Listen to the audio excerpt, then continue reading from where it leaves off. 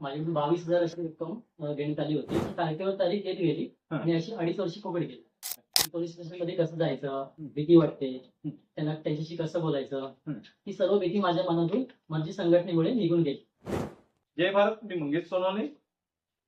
मेरे अधिकार मेरी जिम्मेदारी या युट्यूब चॅनलवर आपलं सर्वांचं हार्दिक स्वागत.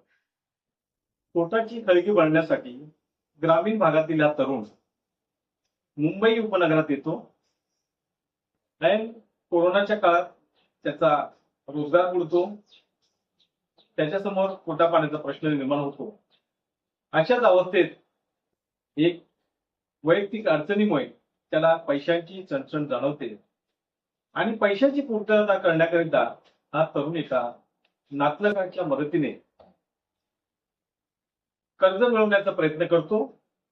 हे कर्ज मिळवण्याकरिता तो एका एजंटला 1000 रुपये देतो, परंतु 2 वर्षाचा कालावधी उलटून देखील या तरुणाला पैसे मिळत नाही अथवा त्याचं कर्जही मंजूर केलं जात नाही. मित्रांनो, आपण या तरुणासोबत संवाद साधून हा प्रकार काय तो जाणून घेणार आहोत.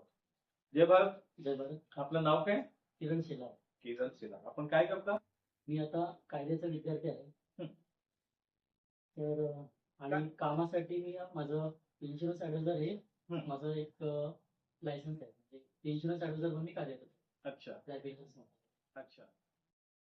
किरण, आपली फसवणूक कशा स्वरूपाची झाली हे आपल्या प्रेक्षकांना सांग. नमस्कार. तर 2022 मध्ये माझ्या वैयक्तिक कामासाठी आणि जास्त एक मोठ्या रकमेची मला गरज होती. अशा अवस्थेत मी सेल्फ एम्प्लॉयड असल्यामुळे मला पर्सनल लोन कुठून मिळत नव्हतं. तर मी माझ्या ओळखीच्या मित्राकडे, तो एजंट असल्यामुळे म्हणजे माझ्या नातेवाईकाचा मित्राचा मित्र असा एक होता. तर ओळखीवरती असं मी एक कर्जासाठी मी हे घेतलं. तर पण मला तिथून काय ते असे म्हटले की तुम्हाला कर्जासाठी प्रोसेसिंग फी जी असते ती अगोदर द्यावी लागेल. जसं लोन कंपनीमध्ये म्हणजे कोणत्याही बँकेमध्ये लोन जेव्हा आपण घेतो तेव्हा त्या कर्जाच्या रकमेतून जेव्हा आपल्या अकाउंटमध्ये पैसे येतात त्या रकमेतूनच प्रोसेसिंग फी कट होऊन बाकी रक्कम आपल्या अकाउंटमध्ये दिली जाते. बरं, तुम्हाला मी मध्ये थांबवतो. माफ करा की जी काही प्रोसेसिंग फी होती ती आपल्याकडून किती म्हणजे रक्कम घेतली होती? माझ्याकडून 22,000 अशी रक्कम देण्यात आली होती. आणि कधी घेतली होती ही रक्कम? 22,000 मार्च 2022 मध्ये. मार्च 2022 मध्ये. तर नंतर त्यांनी काय म्हटले की तुम्हाला लोन दिला की कसं काय? ते म्हटले की तुम्हाला लोन दिला जाईल.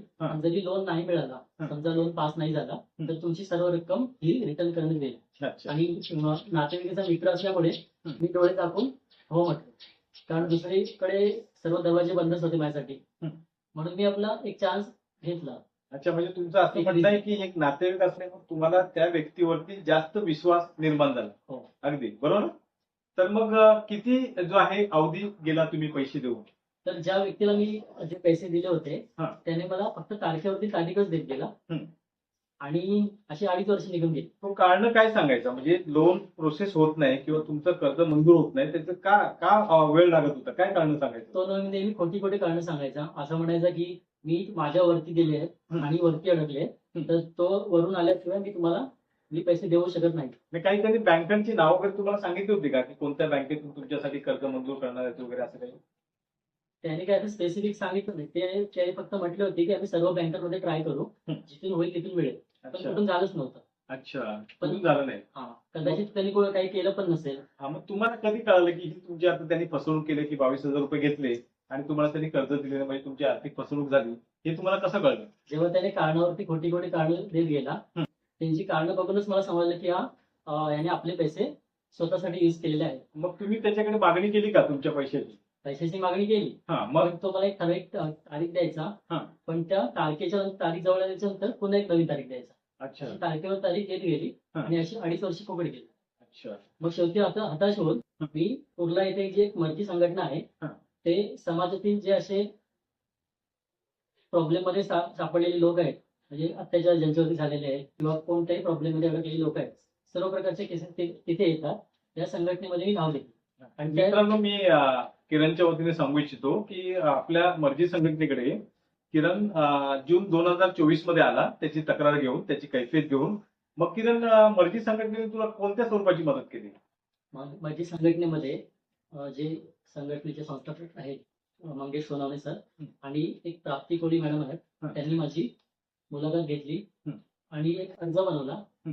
काय एक रीतसर अर्ज बनवला आणि तो मला पोलीस स्टेशन, माझ्या नजदीकच्या पोलीस स्टेशन मध्ये जाऊन द्यायला सांगितला. अच्छा. तिथून ती केस, म्हणजे तो अर्ज, जी तक्रार अर्ज आहे तो माझ्या हद्दीतल्या, म्हणजे मी दिवा इथे राहतो, तर दिव्यामध्ये जी बीट चौकी आहे तिथे पाठवण्यात आली.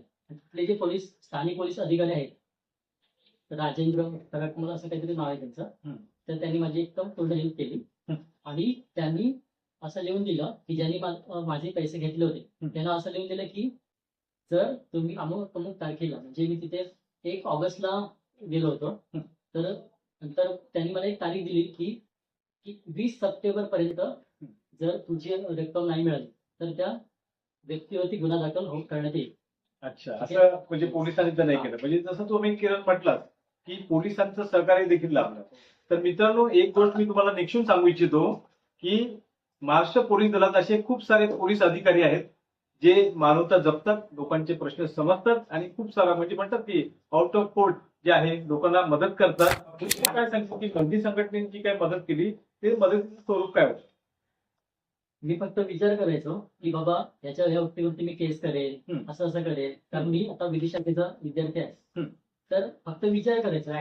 ऍक्च्युली म्हणजे मी ती ऍक्टिव्हिटी करत नव्हतो, हं. पण मंत्री संघटनेमध्ये आल्यामुळे त्यांनी माझ्याकडून ते करून घेतलं. मला ऍक्टिव्ह बनवलं हं. की कायद्याची मला माहिती मिळाली. इथे मला ट्रेनिंग सुद्धा मिळते. हं. इथे मी ट्रेनिंगला रेग्युलर येतो.